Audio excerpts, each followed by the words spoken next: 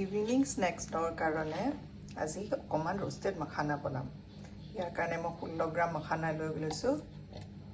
অকণমান ঘি ইয়াত দি দিছোঁ, দেখিছে একদম অকণমান। তাৰপিছত অকণমান কলা নিমখ আৰু অকণমান জালুকৰ গুড়ি এইখিনি মিক্স কৰি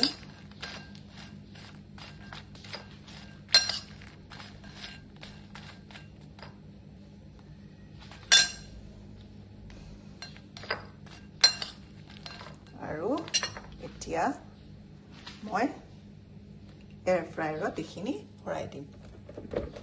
মাখানাখিনি মই এতিয়া এয়াৰ ফ্ৰায়াৰত দিম।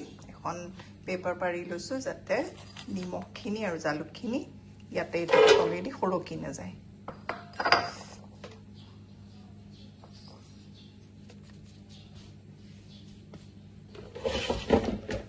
এতিয়া এয়াৰ ফ্ৰায়াৰটো মই চলাই দিম।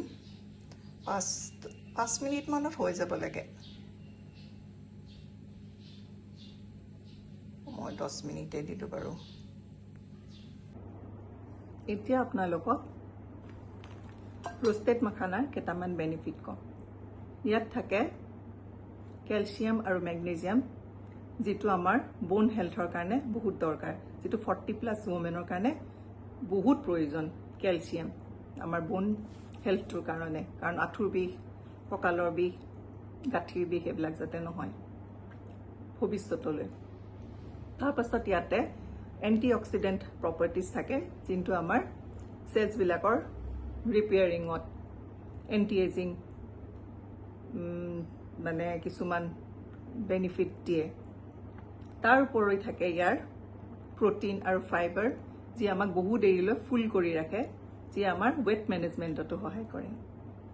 তাৰপিছত ইয়াত থাকে এটা ফাইটোএষ্ট্ৰজেন বুলি প্ৰপাৰ্টি, যিটোৱে আমাৰ 40+ ওমেন যিসকলৰ হৰমনেল ইমবেলেঞ্চ আৰম্ভ হৈ যায় 40ৰ সময়ৰ পৰাই, সেইসকল মহিলাৰ ক্ষেত্ৰত এই হৰমনেল বেলেঞ্চত ক্ষেত্ৰত বহুত সহায় কৰে।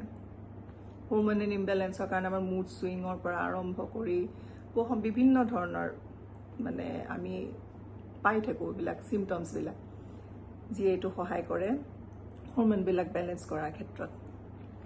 তাৰপিছত ই ছাডেন ইনচুলিন স্পাইক সেইটো হ'বলৈ নিদিয়ে। চ' বহুত বেনিফিট আছে। ৱেট মেনেজমেণ্টততো ভালেই, কেলছিয়াম ৰিচ ফুড যিহেতু ই বোন হেল্থৰ কাৰণে ভাল, এণ্টি অক্সিডেণ্ট প্ৰপাৰ্টিজ থাকে, হৰমনেল বেলেঞ্চ কৰে, ছুগাৰ স্পাইক হ'বলৈ নিদিয়ে। তাৰোপৰি আৰু বিভিন্ন ধৰণৰ আছে, যোনবিলাক আপোনালোকে গুগল মাৰি বহুত পাই যাব। কিন্তু মই এইটো আগৰ পৰাই খাই ভাল পাওঁ। কেতিয়াবা বজাৰৰ পৰা আনো, কেতিয়াবা নিজে বনাই খাওঁ। কিন্তু পাৰিলে নিজে ঘৰতে এনেকৈ ৰোষ্ট কৰি ল'ব, টাৱাতেই হওক বা যি আপুনি পাৰে। মই ফ্ৰায়াৰত কৰিছোঁ। এতিয়া ইভিনিং স্নেক্সত মোৰ ৰোষ্টেড মাখানা আৰু একাপ গ্ৰীণ টি। চ' মই এইটো খাওঁ। পিছলৈ আৰু এনেকুৱা ধৰণৰ ভিডিঅ'লৈ আপোনালোকৰ ওচৰলৈ আহিম। তেতিয়াহ'লে আজিৰ কাৰণে থৈছোঁ। বাই।